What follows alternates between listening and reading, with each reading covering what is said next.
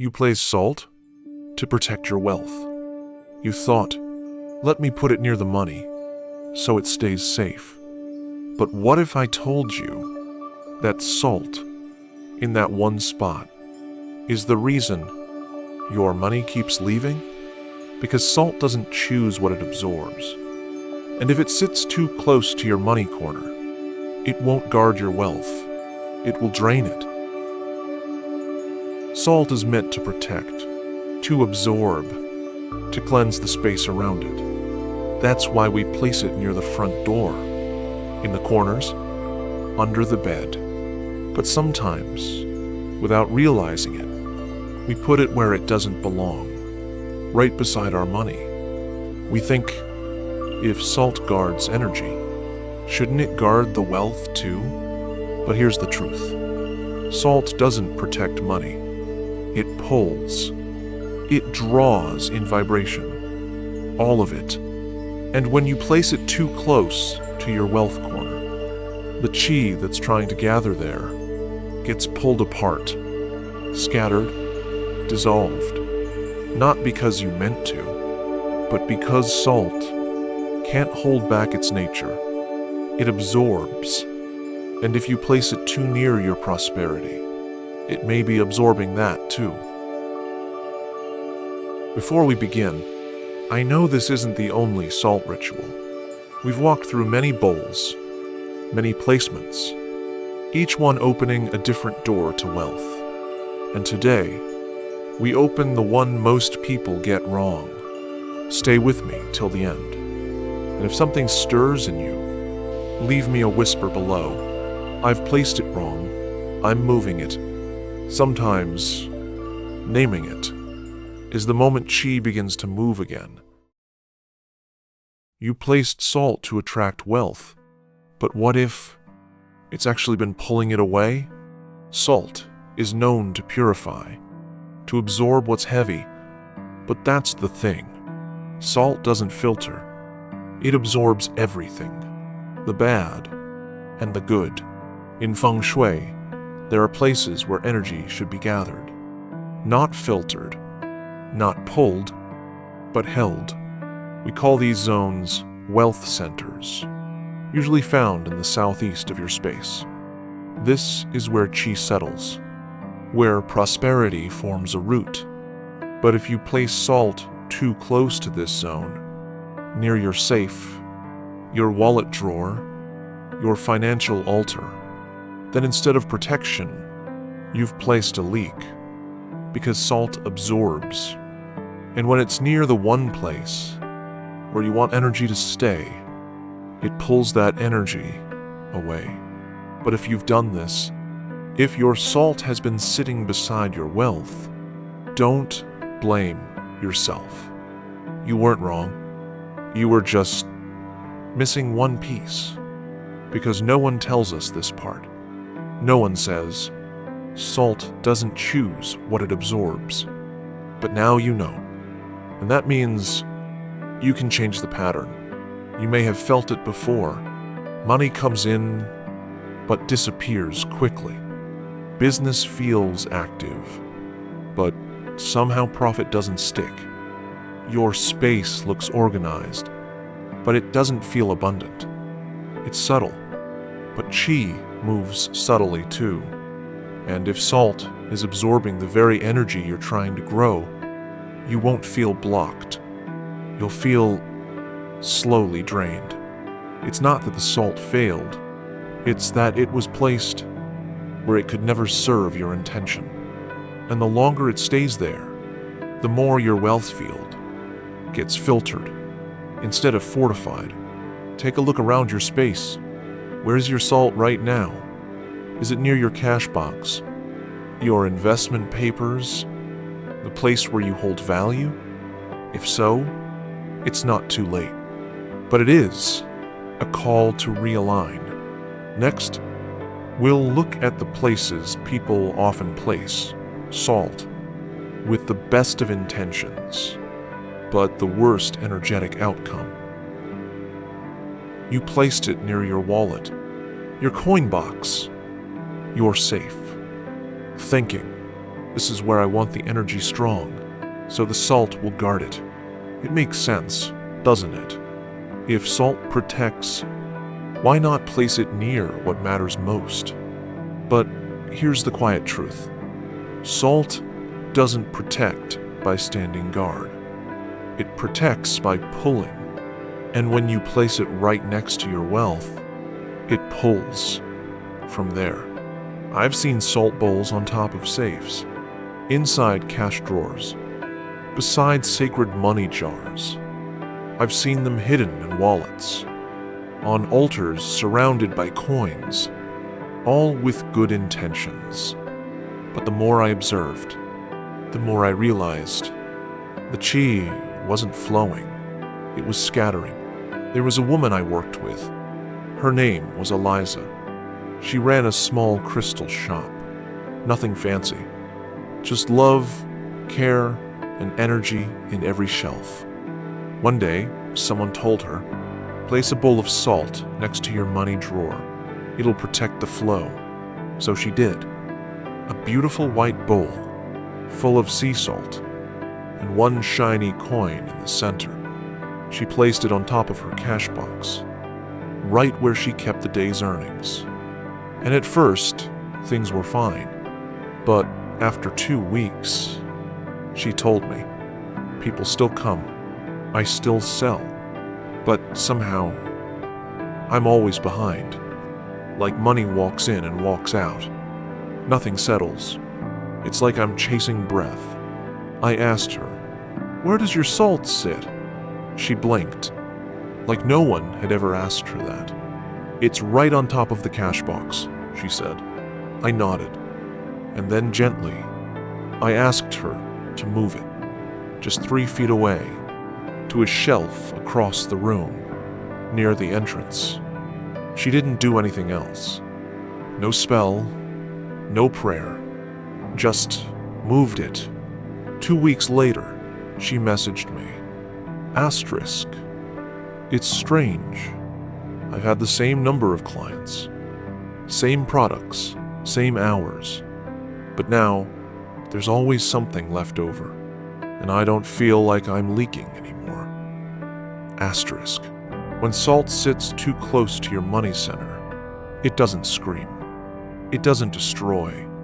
It just interrupts. The wealth, energy, or chi that was trying to gather begins to wobble, to scatter. Why? Because salt's crystalline lattice isn't passive. It's dynamic. Studies in ion field behavior show salt doesn't just absorb moisture. It interacts with the electromagnetic field around it. It pulls in ions. It stabilizes charge. It shifts frequency. And when you place salt beside your wealth zone, a space designed to accumulate and hold steady chi, you introduce a constant pulling field. It's like setting up a mini vortex. In the middle of a still pond, the water doesn't vanish, but it never settles. In practical terms, it means money doesn't stay. Ideas feel busy, but never land. Plans form, but shift direction before grounding. And the worst part? It feels normal, because it's not dramatic. It's subtle, just enough to keep you from reaching stable flow. So ask yourself, where does your salt sit right now? And what has it been touching, without you even noticing? Next, we'll go deeper. Because if some places pull wealth away, others were made to hold it. Let me show you how to find your true money corner. Every home has a place where wealth wants to rest, a corner that calls in prosperity and quietly asks us to protect it. But most people never find it. They decorate, they cleanse, they place their hopes in the center. But the money chi, it gathers quietly, often in one forgotten place. So, how do you find your wealth zone? It's easier than you think. Stand at the main door of your home, the one you usually enter through. Face inside. Now look to the far left corner of the space in front of you. That's your wealth area, not just symbolically, but energetically. In feng shui, that's the spot where qi related to prosperity tends to gather and settle. It might be a corner in your living room, a quiet part of your kitchen, even the far left corner of a studio apartment. I once guided someone who lived in a tiny one-bedroom. She stood at her entrance, looked to the far left, and realized it was her laundry basket. She never thought about it before. That corner had always felt off. So we cleared it, added a small plant, a piece of citrine, and a gold-framed affirmation.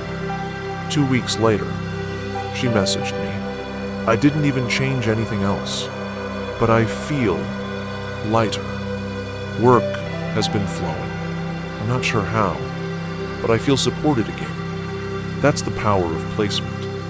And that's why salt, which absorbs, pulls, and dissolves, should never sit there. You'll know you've found it, because it feels still. Light lingers there. Objects placed there tend to settle.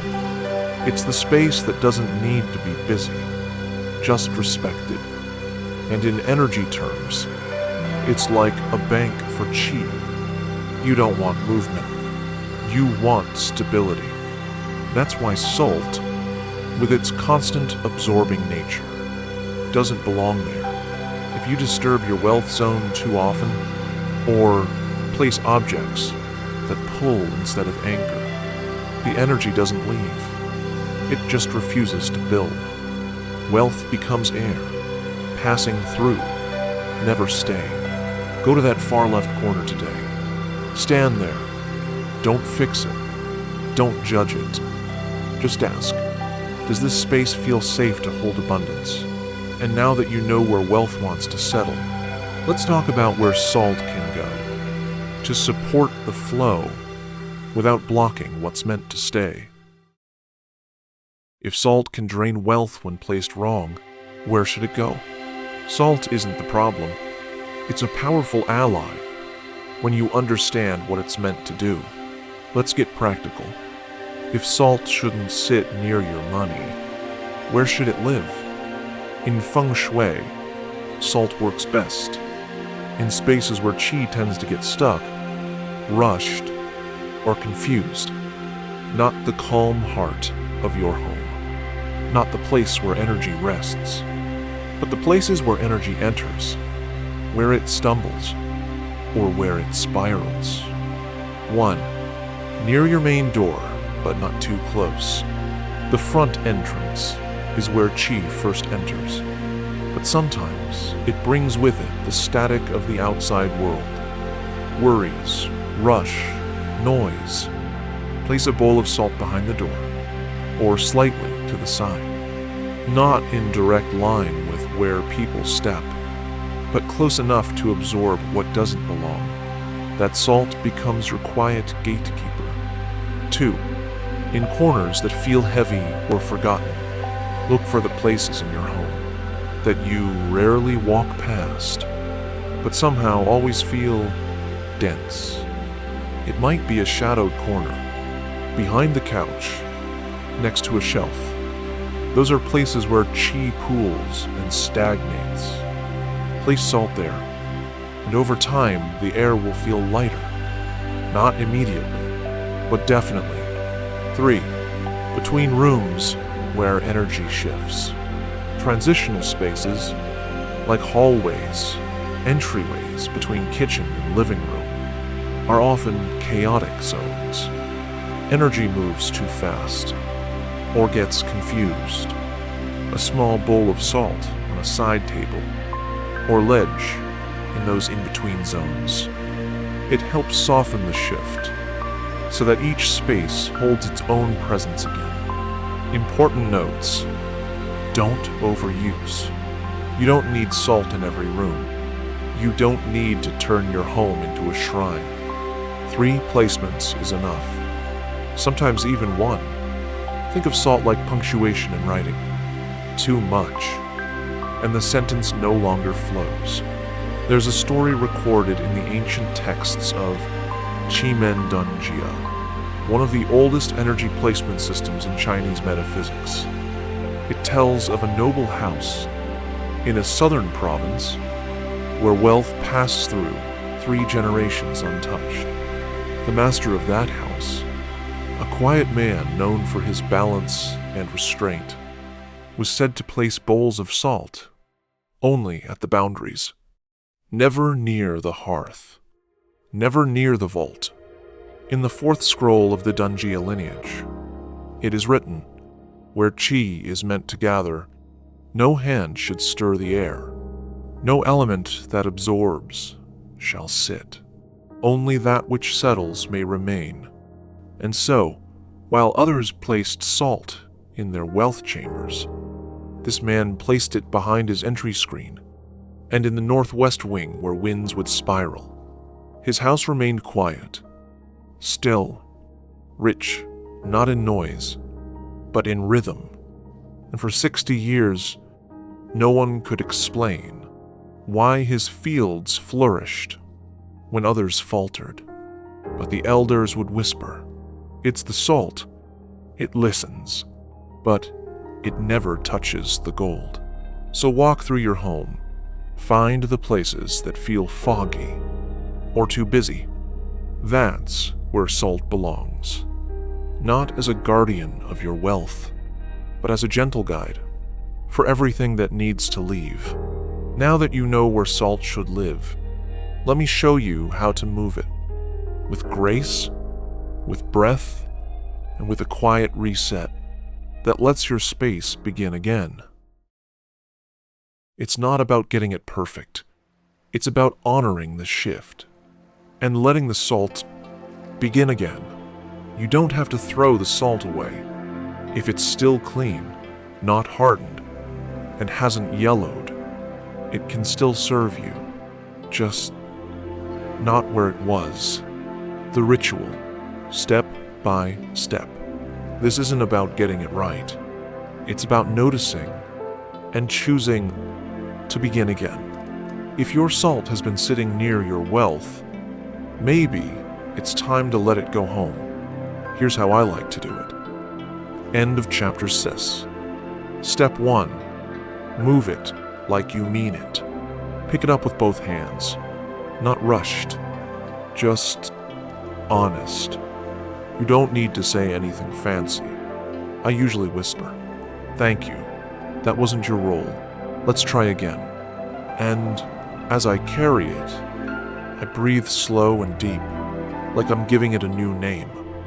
Step 2. Clear the old space gently. Wipe the spot where the salt sat. Not because it's dirty, but because it held energy.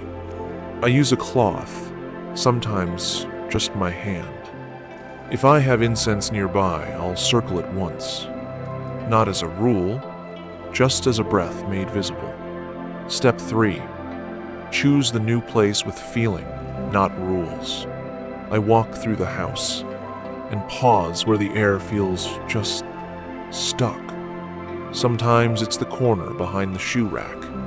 Sometimes near the bathroom hallway. When I find the right spot, it's quiet, not heavy, just still. I place the salt there and say barely loud enough to hear myself, "From here, you hold the flow, nothing else." Step 4. Give it breath, then walk away. I lean close. Let my breath move across the surface.